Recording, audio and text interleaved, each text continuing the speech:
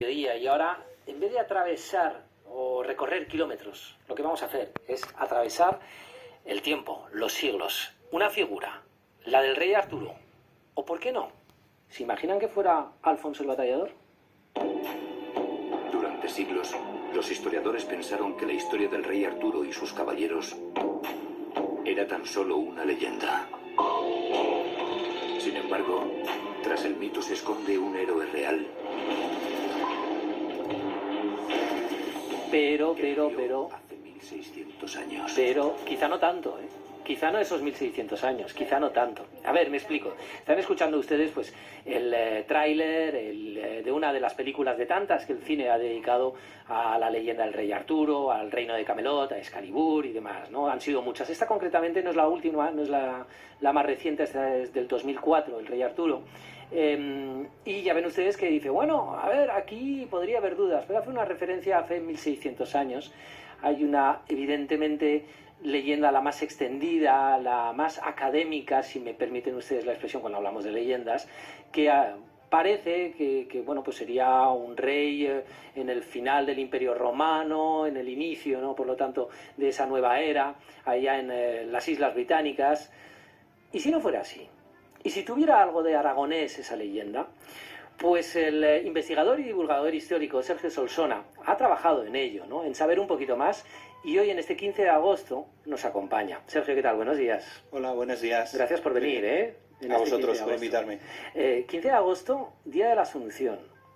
Esto lo podemos enlazar de la ascensión.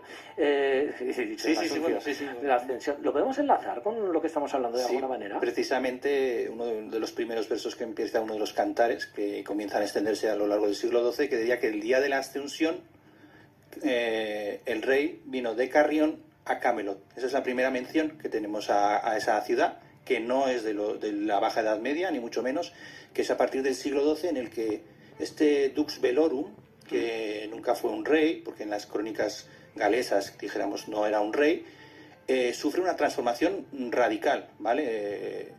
Se convierte en un rey, aparecen unos caballeros, aparecen unos lugares, es como una bicefalia, o sea, está ese mito anterior y luego alguien intentó convertirlo en un rey ejemplar, en un reino ejemplar, y ahí es donde esta bicefalia toma otro personaje como modelo y nace este rey Arturo, no este Dux Velorum de los años oscuros, sino que es algo... Hay una metamorfosis, eso, ¿no? Es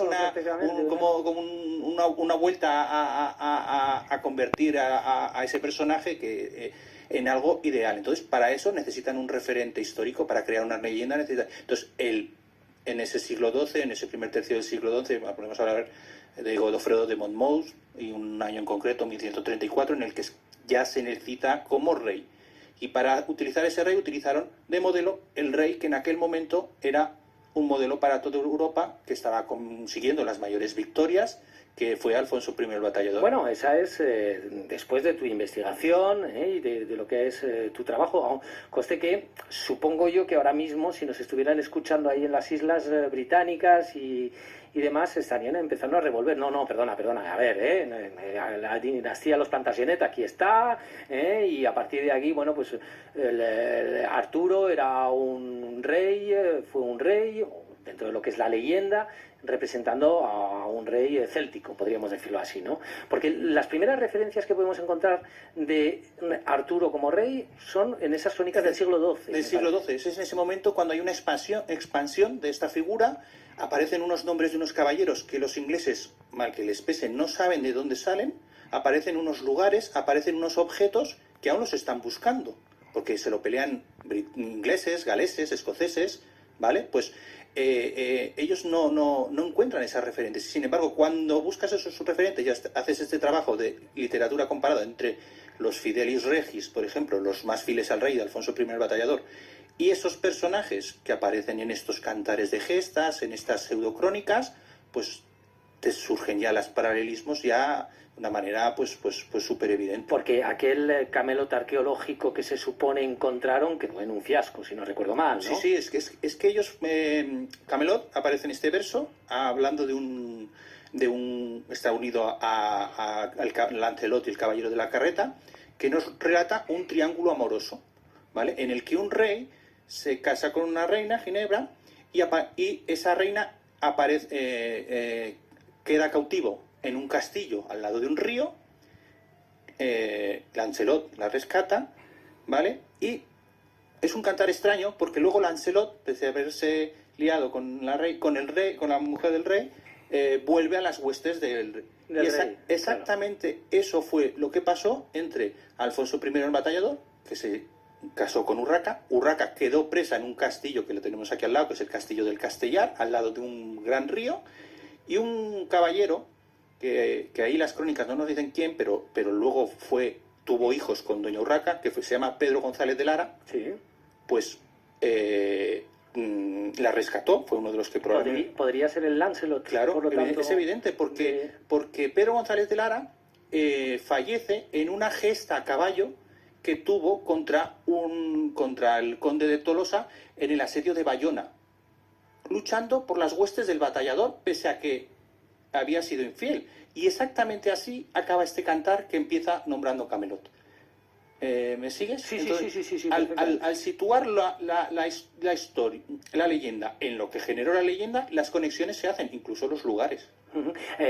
Por lo tanto, cuando te dicen, pero ¿en qué te basas y qué argumentos tienes para pensar que la leyenda del rey Arturo, especialmente del rey Arturo, más allá de Camelot, el rey Arturo esté inspirada en Alfonso I el Batallador? ¿Qué pone sobre la mesa, Sergio? Pues una de las cosas más evidentes, por ejemplo, es hacer una comparación entre los personajes, los Fidelis Regis que acompañaron al Batallador, y estos caballeros legendarios. Por ejemplo, tenemos Sir Perceval, ¿no? Sí, Perceval. Pues junto al Batallador combativa su primo Rutru III de Valdeperch, de Perceval. Ajá. ¿Vale? Conocemos Sir Galván, ¿vale? Pues junto al Batallador había un caballero que se llama Gastón de Fear. Claro. Sir Galván.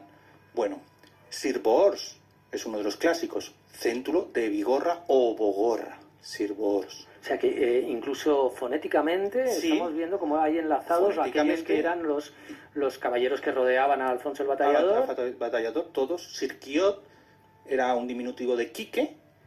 Es Guillermo el Trovador, que sería el abuelo de la famosa Leonor de Aquitania, que luchó con el Batallador en la Reconquista.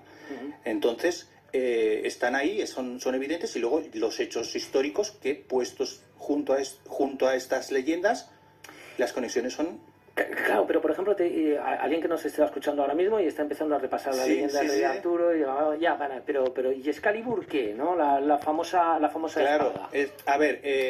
Esto es una mezcla de tradiciones, pero tradiciones mediterráneas. Hay una espada clavada en la roca en San Galgano, en Italia. Ajá. ¿Vale? Y este sería el origen de esta leyenda. Pero sí que hay que decir que en todo el Pirineo había una relación muy estrecha entre las espadas que se fabricaban en las fargas. Las fargas estaban movidas por agua y se fabricaba un acero excepcional, y ahí podíamos entender que estas armas excepcionales se fabricaban en Urgel, por ejemplo, y en toda la zona del Pirineo, que estaban relacionadas, se fabricaban utilizando el agua como motor de los mazos, y pues ahí ese acero podría ser el origen de esta leyenda, estas espadas excepcionales que se hicieron aquí. Claro. Es verdad que aquí en Aragón, evidentemente, Alfonso el Batallador, quien más, quien menos, pues conoce su historia, conoce su figura, en mayor o menor profundidad, ¿no? Pero es uno de los grandes personajes de nuestra historia y del inicio, ¿no? del reino de Aragón. Y también se le considera como el guardián, hasta que decidió pues trasladarlo, del Santo Grial. Bien.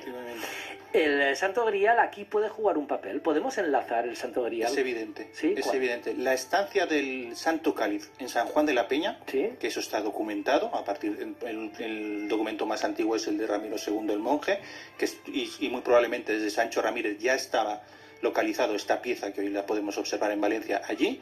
Fue el origen de la leyenda. ¿Por qué? Entre otras cosas, por ejemplo, muy evidente, en el cantar hay muchas razones, tendríamos que hacer todo un documental, pero el más evidente, y que los aragoneses lo sepan, y por ejemplo, en los años 60, junto al Santo Cáliz se encontró, mientras lo limpiaban para hacerle un estudio, Antonio Ventral encontró una inscripción en árabe cúfico. Bueno, cuando este descubrimiento llega a los especialistas en literatura artúrica, que es en ese tema donde el grial aparece, dicen, esto es el grial, porque en el grial nos dicen que hay una inscripción con letras celestiales. Entonces, cuando ven todo el contexto que rodeado, por ejemplo, Sir Perceval, las descripciones que se hacen de ese castillo coinciden con San Juan de la Peña, pero sobre todo esa inscripción es el hecho arqueológico que nos ratifica que estas conexiones tienen una cosa física que podemos mostrar y decir por qué el Santo Cáliz de Valencia, ese Santo Cáliz que estuvo en San Juan de la Peña, es el grial, porque, entre otras cosas, tiene una inscripción, como nos dijeron, una inscripción que el poeta llama con letras celestiales. Y fue el profesor Beltrán, como no. Esto, efectivamente. Pero el profesor Beltrán no está haciendo un trabajo de literatura comparada. No, lo que hace es entregarlo, ¿no? Para que lo estudien. Para que lo estudie. Pero él nunca habla de grial, él simplemente habla de Santo Cáliz, porque entiende que para hablar de grial hay que conocer. Y los expertos medievalistas, sobre todo los alemanes, para quienes el Parsifal y todo esto era súper importante, cuando llega este dato, lo comparan con la vida de este Rutru de Perche, pues dicen, es evidente. Para los alemanes, los ingleses lo estarán buscando, los alemanes, por ejemplo, ya hay muchos trabajos que ya certifican que este es el origen de esas leyendas. No nos queda nada de tiempo, Sergio, ha pasado esto volando. Claro, ¿dónde podríamos leer un poquito más de lo que son tus investigaciones? Bueno, pues ahí tengo Anfortas, el Arturo hispánico, ¿vale? Es un librito que en internet se encontrará fácilmente y en el que voy detallando todos estos descubrimientos y bueno, que nos llevan a, por ejemplo, algo que la gente no sabe es que el apellido del rey Arturo, que era Pendragón, eso lo enseñó Pedro Alfónez a los ingleses. Ese Pendragón, que es una alineación estelar, que hace referencia a un hecho astronómico que solo conocía Pedro Alfónez, cuando viaja a Inglaterra les enseña, y el autor que pone este apellido lo sabe de boca de Pedro Alfónez. O sea que el Pendragón tiene su origen en Aragón, el apellido sí. Recuérdanos el libro, ¿cómo se titula? Anfortas, el Arturo hispánico. Anfortas, el Arturo hispánico. Pues nos vamos a quedar con ello, vamos a terminar aquí. Hoy era el día 15 de agosto, día perfecto para precisamente hablar de ello, por ser el día de la ascensión, pero en todo caso, seguramente el rey Arturo existir no existió, pero si se inspiró en algo, vamos teniendo claro que fue en Alfonso el Batallador. Yo me quedo con ello, desde luego que sí. Sergio Solsona, investigador, divulgador histórico, muchísimas gracias por visitarnos. A vosotros. Hasta la próxima. Y muchísimas gracias también a ustedes por acompañarnos desde las 9 de la mañana en este Despierta Aragón un poquito especial, un poquito más pausado y tranquilo en algún sentido, pero en otro también festivo.